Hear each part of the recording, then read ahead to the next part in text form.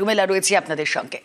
বাংলা দখলে জোর তারুণ্যে ভোটের ময়দানে শুধু অভিজ্ঞরা নন, তৃণমূল বিজেপির তালিকায় রয়েছেন একাধিক কম বয়সী।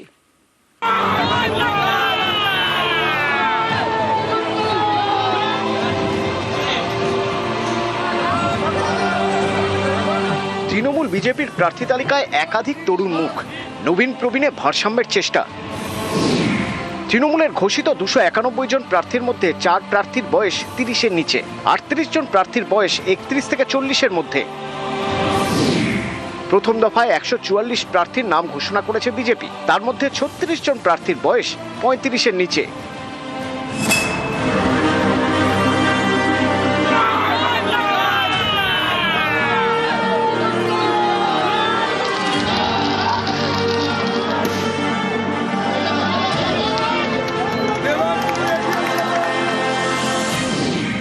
দেবাংশু ভট্টাচার্য বর্তমানে তৃণমূলের আইটি সেলের ইনচার্জ। 2024 লোকসভা ভোটে তমলুক থেকে তাকে প্রার্থী করে তৃণমূল, সেখানে হেরে যান।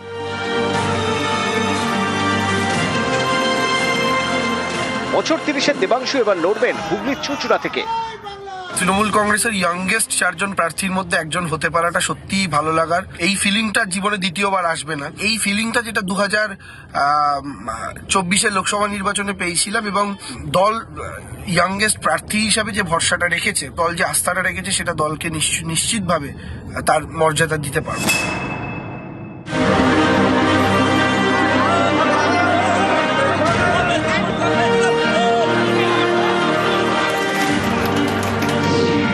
জলপাইগুড়ির মেয়ে স্বপ্না বর্মন দেশের প্রথম সারির অ্যাথলিট। 2018 এশিয়াডে হেপ্টাথলনে সোনা জেতেন। 2022 সালে অর্জুন পুরস্কার পান। বছর 29-এর অ্যাথলিট এবার তৃণমূলের বড় বাজি। জলপাইগুড়ির রাজগঞ্জ কেন্দ্রে তাকে প্রার্থী করেছে শাসক দল।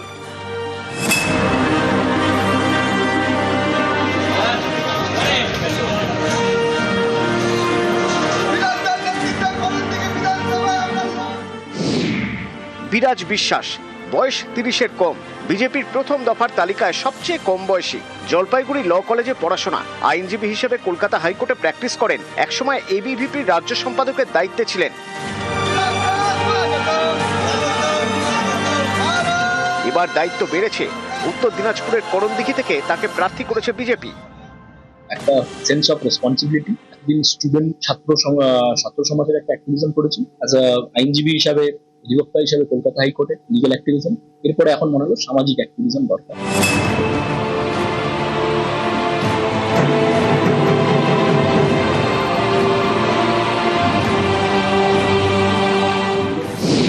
ভাতারের বিজেপি প্রার্থী সৌমেন কারফা একসময় এসএফআই করতেন, তারপর যোগ দেন বিজেপিতে। এবার বিজেপি প্রার্থী। দল আস্থা, ভরসা, বিশ্বাস রেখেছে। মোদিজির সৈনিক, বিজেপির যারা কর্মী, প্রত্যেকে যে সরকার হবে আমাদের নিশ্চিত, এই সরকারের মধ্যে এই সিট নিশ্চিতভাবে থাকবে।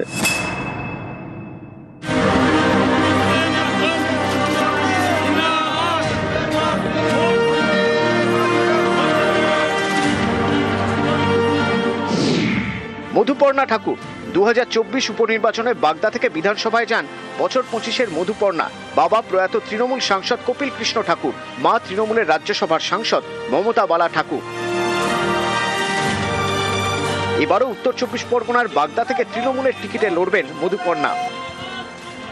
প্রথম টাইম তো আমি প্রার্থী হচ্ছি না, আগেও আমি 24 সালে বাই ইলেকশনে আশীর্বাদে ঠাকুর বাড়ির প্রতি আস্থা রেখেছিল যে জয়লাভ করতে পারে, সকলের আশীর্বাদ নিয়ে। আমার থেকে অনেক যারা 50 বছর 40 বছর ধরে রাজনীতি করছে, অভিভাবক যারা আছে, বাগদার যারা বড়রা আছে, যারা আমার, সকলকেই তাই বলেছি, আপনারা যেইভাবে আমাকে চালাবেন আমি সেই পথেই চলবো। বাগদা বিধানসভা এবার আমরা সবুজ আবির আমরাই খেলবো।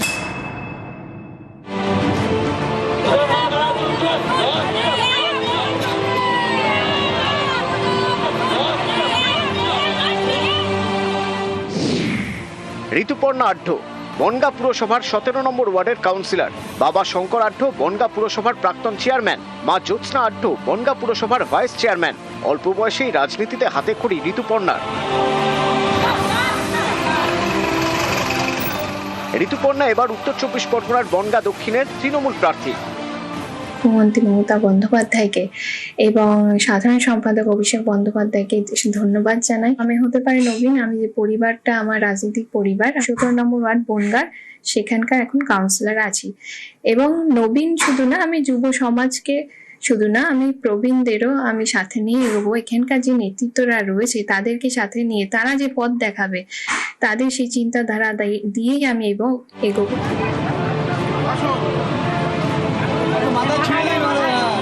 নিউজ 18 বাংলা।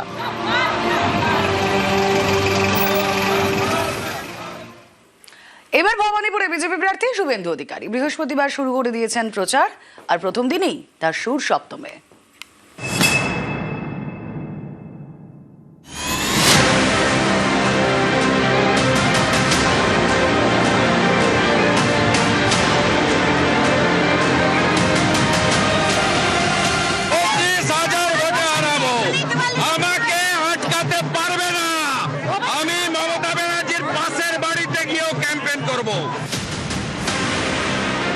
হেভিওয়েট কেন্দ্র ভবানীপুর, মমতা বন্দ্যোপাধ্যায়ের কেন্দ্র। এই ভবানীপুরে এবার বিজেপির বাজি শুভেন্দু অধিকারী।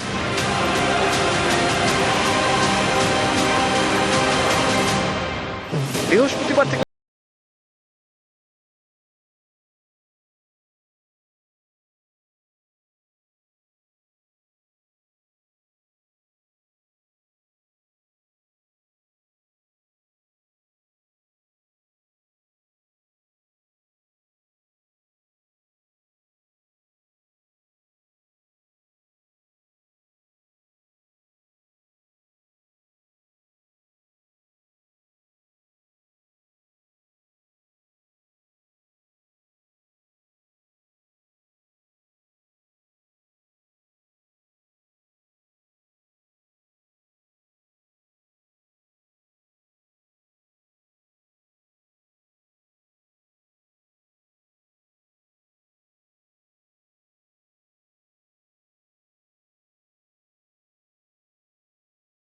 ফের জনসংযোগ।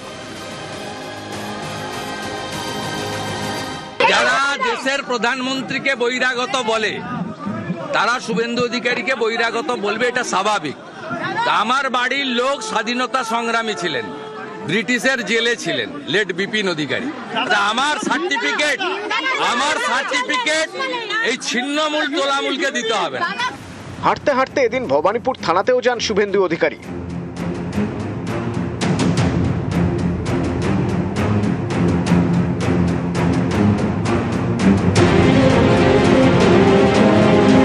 না, পুলিশকে মিসইউজ করবেন না, বলে গেলাম আমি, আমার কাছে রেকর্ড আছে।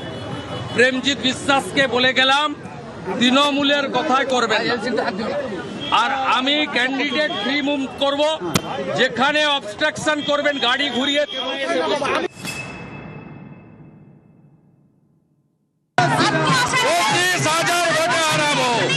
আমাকে আটকাতে পারবে না। আমি মমতা ব্যানার্জির পাশের বাড়িতে গিয়েও ক্যাম্পেইন করব। আমাকে কোনো বাড়ি বাদ থাকবে না। আমি প্রথম দিন যা পেয়ে গেছি, দেখুন ভোটার গণদেবতার প্রথম দিনই আমি আশীর্বাদ পেয়ে গেছি। দাদা, আপনি এমন কোনো ইম্পর্টেন্ট লোক নয় যে আপনাকে কেউ বাধা দেবে। গণতান্ত্রিক উপায়ে যে দল যে জায়গায় আছেন তারা থাকুন, তারা নিজেদের কাজ করুন, আমরা আমাদের কাজ করব। মানুষ শেষ কথা বলবে, সবার উপরে মানুষ সত্য, তাহার উপরে নাই। এবং আপনাকে বলি, উন্নয়ন ঘরে ঘরে, ঘরের মেয়ে ভবানীপুর। নিউজ 18 বাংলা।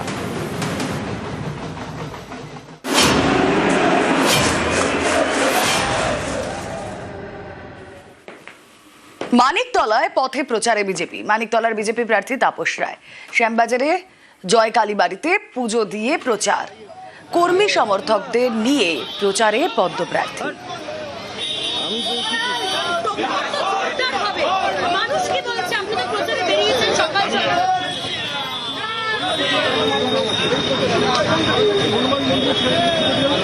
ওপরে ঈশ্বর আর নিচে গণদেবতা, তাদের আশীর্বাদ আমার মনে হয় এবারে নিশ্চিতভাবে এই সরকারের, এই শাসক দলের বিকল্প বিজেপি।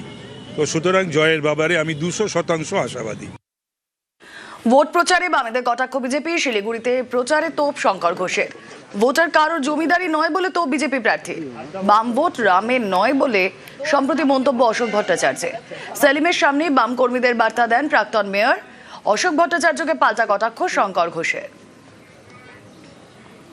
2024-এও এই প্রচার ছিল, তারপরেও ভারতীয় জনতা পার্টির প্রার্থী রাজু বিস্তার মহাশয় এই বিধানসভাতে 66,000 ভোটের লিড পেয়েছে।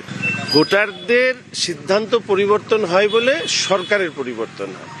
এবারও ঠিক একইভাবে এই রাজ্যের সরকারের পরিবর্তন হবে এই কারণে, যেহেতু এই রাজ্যের বেশিরভাগ মানুষ তারা মনে করছেন যে তৃণমূল কংগ্রেসের বিদায়টাকে সুনিশ্চিত করতে হবে।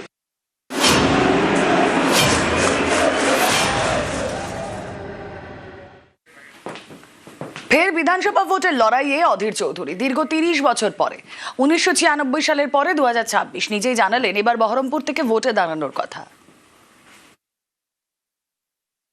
পার্টি বলছে ভোটে দাঁড়াতে, আর আমি তো বহরমপুরের এমপি ছিলাম, মানে আমি তো বাইরের কেউ ছিলাম না। হ্যাঁ, অস্বস্তি একটা লাগবে, এতদিন একটা হয়ে এমপি ভোট করেছি, হঠাৎ করে এমএলএ ভোট করতে। আমি পার্টি না, পার্টি যেখানে বলবো সেখানে আমাকে যেতে হবে।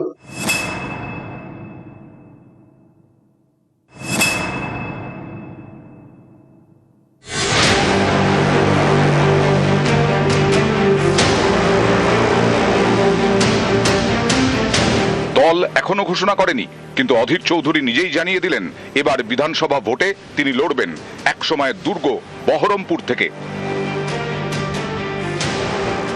পার্টি বলছে ভোটে দাঁড়াতে, আর আমি তো বহরমপুরের এমপি ছিলাম, মানে আমি তো বাইরের কেউ ছিলাম না। হ্যাঁ, অস্বস্তি একটা লাগবে, এতদিন একটা হয়ে এমপি ভোট করেছি, হঠাৎ করে এমএলএ ভোট করতে।